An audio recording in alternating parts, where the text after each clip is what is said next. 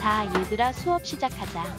친구가 선생님으로 있는 초등학교 통합학급의 활동지원사로 친구를 돕게 되었어요. 그런데요, 민철이 친구가 자리에 앉지 않고 자동차 핸들만 만지는 거예요. 민철아, 이제 자리에 앉아. 레순아, 내가 이야기할게. 알고 보니 민철이는 자폐성 장애를 갖고 있는 친구라고 해요. 그래서 그런지 자동차 핸들을 만지다가 말을 걸어도 저하고 눈도 마주치지 않으려고 해요. 자폐증이 이런 모습을 보이는 건가요?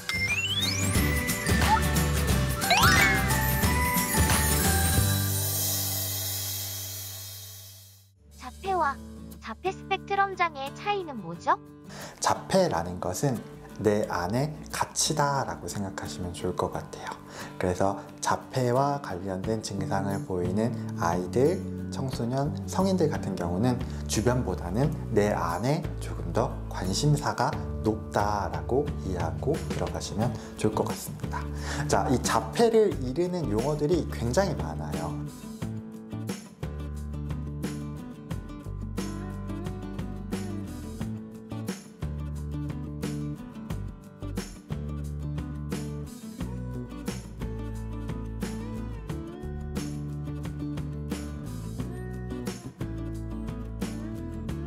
그래서 최근에 보니까 자폐라는 증상이 하나의 범주적인 증상이라기보다는 하나의 스펙트럼을 가지고 있는 차원적인 증상이 아닐까라는 접근이 제기가 되었고요. 그래서 가장 심한 증상부터 가장 경한, 일반인들과 큰 차이가 없지만 자폐와 관련된 증상을 보이는 군까지 묶어서 스펙트럼으로 자폐 스펙트럼 장애라고 부르고 있습니다. 자폐 스펙트럼 장애의 증상은 어떻게 되나요?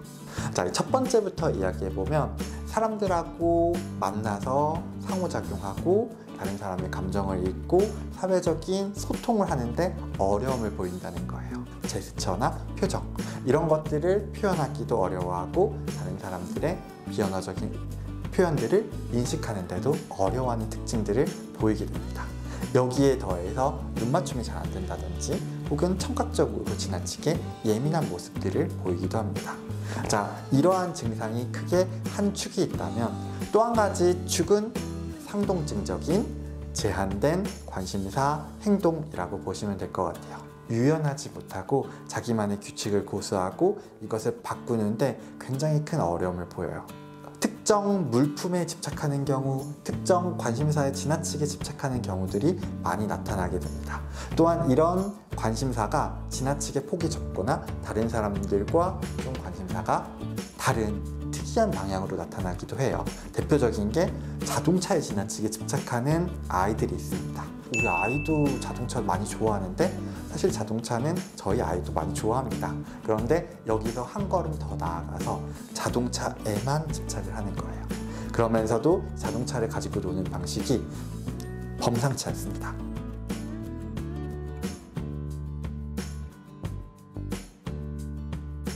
이런 식으로 자동차뿐만 아니라 공룡, 물, 어떤 물건, 여러 가지 범위로 확장이 될 수 있습니다.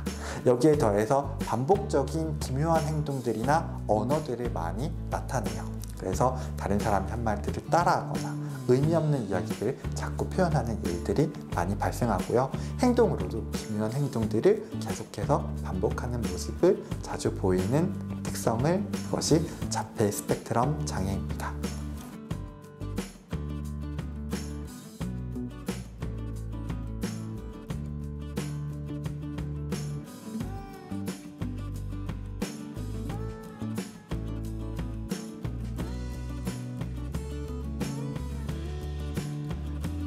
어떻게 대처하면 좋을까요?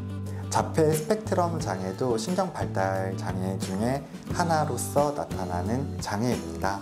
자, 그 이야기는 정상적인 발달이 다 이루어지지 않은 상태에서 문제가 발생하는 장애라고 볼 수 있고요. 이 발생한 장애가 만성적으로 이어진다라고 볼 수 있기 때문에 쉽사리 대처하기 어려운 것이 사실입니다. 그래서 만약 자폐와 관련된 증상을 보인다라고 하면 최대한 빠르게 병원 장면에 가서 약물 치료를 시작하고 거기에 더해서 사회적 적응 능력을 키울 수 있는 치료를 받는 것이 필요합니다. 여기에 더해서 비언어적인 의사소통을 늘려주기 위해서 이 아이들에게 감각통합 훈련도 많이 실시를 하게 되는데요. 자꾸 비슷한 말씀을 드리게 되어 안타깝지만 이 자폐 스펙트럼 장애도 드라마틱하게 증상이 좋아지는 장애는 아니라고 볼 수 있을 것 같아요. 하지만 분명한 점은 있습니다. 무엇이냐면 드라마틱하게 갑자기 이렇게 좋아지진 않아요. 그러나 점진적으로 우리가 노력하는 만큼 계속해서 조금씩 좋아지는 모습을 분명히 보인다. 그래서 본인뿐만 아니라 주변 가족들이 이 치료에 꾸준하게 지속적으로 참여하는 것이 중요하다. 이렇게 말씀을 드리고 싶습니다. 이 친구들의 주변 분들도 많이 힘들 것 같아요. 본인들은 크게 힘들지 않은 경우가 많은데 주변 사람들이 너무 힘들어요. 이 힘들 때 우리는 이분들을 바꿀 수 있을까요? 쉽지 않습니다. 자, 이것은 후천적이기보다는 선천적인 영향을 많이 받는 특성을 가지고 있기 때문에 우리가 현실적으로 바꾸기가 쉽지 않아요. 그렇기 때문에 환경을 바꿀 수 없으면 우리 어떻게 해야 된다? 그걸 받아들이는 내가 바뀌어야 된다라고 말씀드릴 수 있을 것 같아요.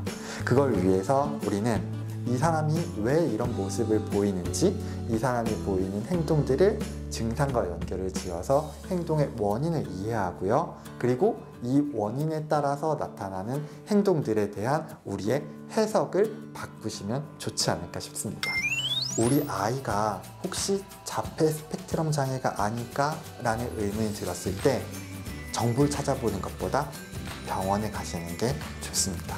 전문가의 진단을 통해서 빠르고 정확하게 진단을 받아보시기 바랍니다.